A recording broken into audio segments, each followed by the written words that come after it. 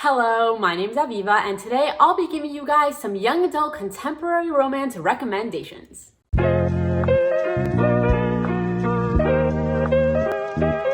So before I get into the video, I just wanted to give a quick shout out to my Instagram page, Aviva's Library. If you're not already following me on Instagram, make sure to check the description down below because I have a link that will take you to my page where you can press follow and see all of the pretty book pictures that I put up every day. But I'm not mentioning it just so that you can follow me, even though I would love it if you did. But why I'm saying this is because I'm about to be doing a book giveaway on my channel once I hit 8,000 followers. I am currently really close to hitting that 1,000 mark, and when I do, I wanted to say thank you to all of my followers by giving somebody a free book. So this is going to be an international giveaway. It's probably going to be through like Book Depository or an Amazon wish list. I'm not sure, I haven't decided yet, but basically if you're not in America, don't worry, this is going to be international. But anyway, why I'm mentioning this here is because I wanted to let all of my YouTube subscribers know as well that I will be doing a giveaway, but it's going to be on Instagram. So if you're not already following me, make sure to check me out. It's Aviva's Library, and I'll be doing a giveaway really soon. And if you wanted to hopefully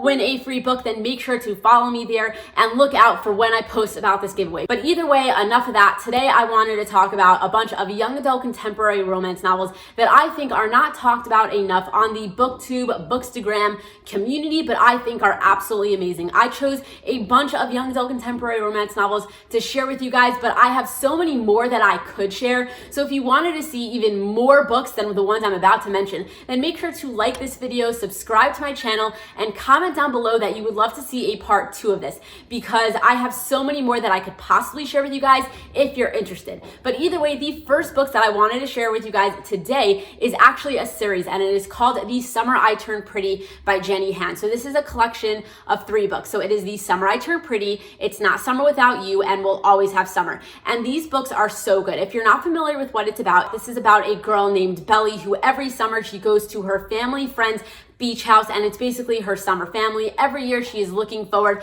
just for summer because it's like her favorite time of year when she gets to hang out at the beach house with her family friends. So it's basically her and her brother, and then there's 2 boys in the other family, and they're all really close, but because her older brother is a boy, they've always looked at her as like the little girl kid that like they didn't really want to hang out with. But now she is finally old enough, and basically she just turned pretty this summer. Like she's finally old enough where they're not looking at her like a kid anymore, and she's always had a crush on the older boy. So she gets to the summer house, and it basically goes from there where it's like they're noticing that she's a girl, and things happen. There's going to be romances in this book. There's friendships in this book. There's like a lot of beach and summer things happening in this book, but it's not just a romance. It's also like more of a contemporary, but it's a really good contemporary. Basically, a lot of things happen, and I don't want to spoil anything about this because it's 3 books and so many things happen in this book. So all I got to say is it's really amazing. It's a great read for the summertime. And if you like contemporaries and if you like romances that are based in beaches with girls and boys and people growing up and things like that, then I definitely recommend reading this. So the next book that I have to share with you guys is called The Bookworm Crush by Alyssa Brown Roberts. And I don't know how I originally found this book, but I am so happy I did because this one was such a good read. If you're not familiar with what it's about this girl who is really into books. She works at this bookstore with her best friend, and basically one of her favorite authors never does interviews, but she decided to make this contest where you can do a few things on Instagram, try to win an interview with this author. And she really wants to win, but she's not a very confident person. So she decides to ask one of her friends to help her like win this competition and be like her confidence coach of some sort. Basically, a romance is going to bloom between her and her friend who is helping her with this competition. So it's a really good book. It has a really good romance, and the story alone is really awesome. It's like basically a book for book lovers. It's like she loves books, and she's trying to win an interview with her favorite author, so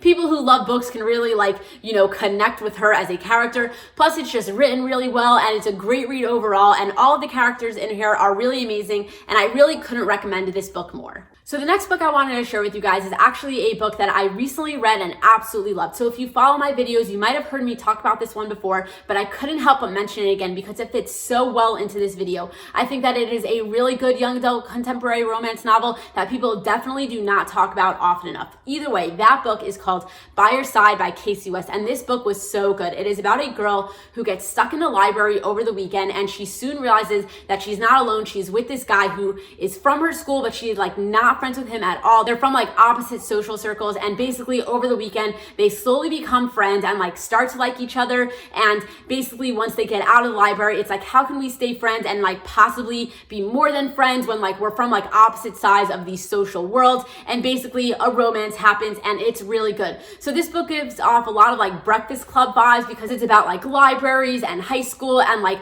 opposite social circles coming together and becoming friends and, you know, stuff like that. So it is a really good book. Plus, one reason why I absolutely love this book is because the main character has a lot of anxiety, and I personally have anxiety. So it always is nice to read about people with anxiety because I can always connect with them on like another level. So I really enjoyed it because of that. But like also there is like a lot more reasons to love this book. It's written really well. It has a great story, great plot, great romance, everything like that. Overall, just great book. And if it sounds like something up your alley, then I just definitely recommend reading it. So last up, I wanted to share with you guys a collection of books that I've read by the same author. So basically, I've read 4 books by Jen Bennett. I've read Alex Approximately, Starry Eyes, Serious Moonlight, and then Chasing Lucky. And all of these books are so good. Basically, what Jen Bennett does is she takes a character, gives her a really unique personality, and writes the book around that hobby or personality or whatever it is about the book. And it really drives the story and makes for a very unique read. So basically, in Alex Approximately,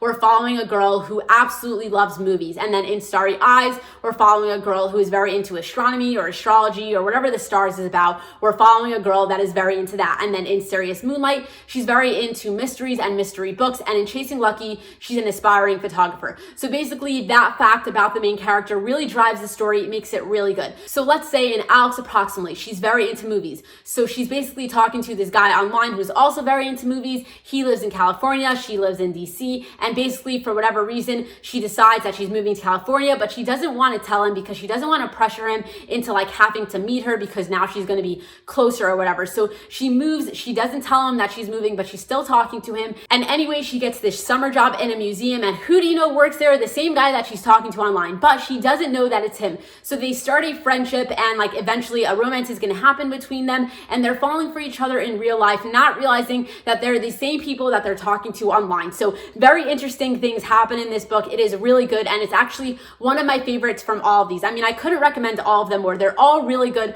for their own reason, but Alex Approximately happens to be my favorite from all of them. So anyway, that's Alex Approximately. And then in Starry Eyes, we're following this girl who she had a best friend as a child, and for whatever reason, they got into a fight a few years ago and they haven't talked since. And for whatever reason, all of her friends is going on this camping trip, and both of them are invited. So they go on this camping trip together, even though they're no longer friends. And anyway, they end up getting stuck in the wilderness together, and you know, they obviously have to like hash out their feelings as to why they're no longer friends because they're stuck in the middle of nowhere together. And it's a really good book about camping and stars and friends to haters to friends to lovers. It's a really good one. I recommend this one too. And then in Serious Moonlight, she loves mysteries, and basically she had this one night stand with this guy and then like blew him off, and she's like really not like that, so she's really embarrassed that it happened. And anyway, a couple of months later, she ends up getting this job in a hotel, and who do you know works there? The guy that she had this one night stand with. And she kind of wants to avoid him, but he's like, oh my god, I actually found you. I didn't know how to find you,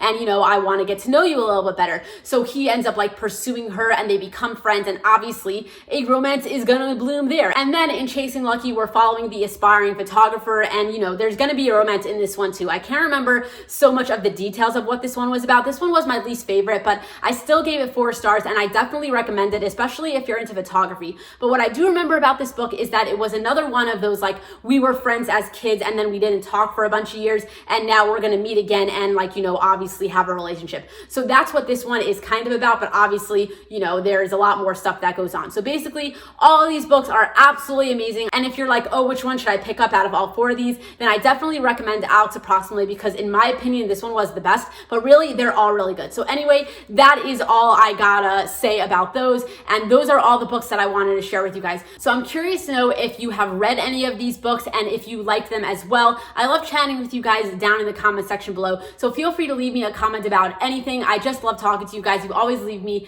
such nice comments. But either way, if you like this video, please give it a thumbs up. If you're not already subscribed, subscribe to my channel. And like always, thank you so much for watching this video. I really do appreciate it. And until next time, enjoy reading.